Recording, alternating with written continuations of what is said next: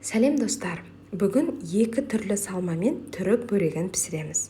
Қамыры өте оңай жасалады. Жылы суға тұз бен жұмыртқаны салып, кішкене араластырып аламыз. Артынан електен өткізілген ұнымызды ақырындап қосып, қамыр илейміз. Рецепте көрсетілгендей ұнның бәрін бірден қосып жібермеңіздер.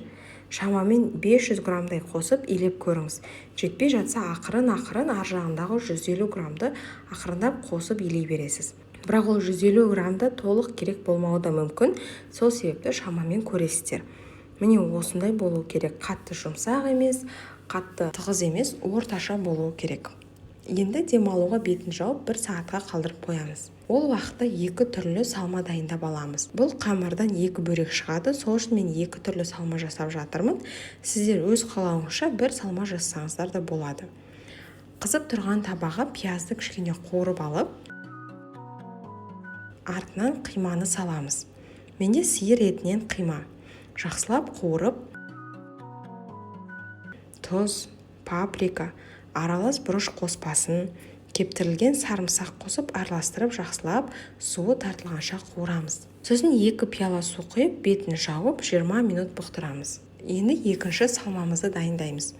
Картопты суда жақсылап пісіріп алып, оған қуырылған пиязды, тұз, паприка, қара бұрыш қосып, езіп аламыз.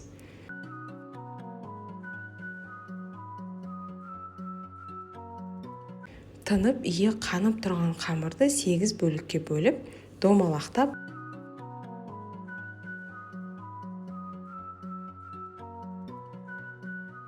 он минутқа бетін жауып қоямыз. Содан соң әр қамырды осылай жайып,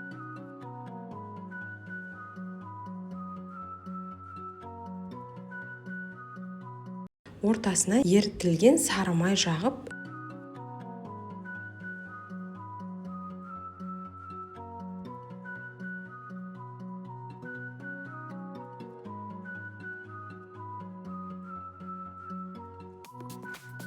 үстіне қойып,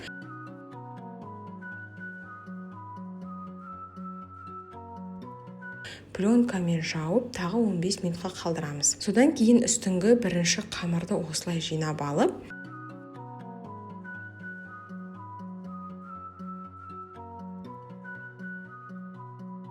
дастарханға қолмен өте жұқа етіп созып жаямыз. Абайлап жыртып алмай созу керек.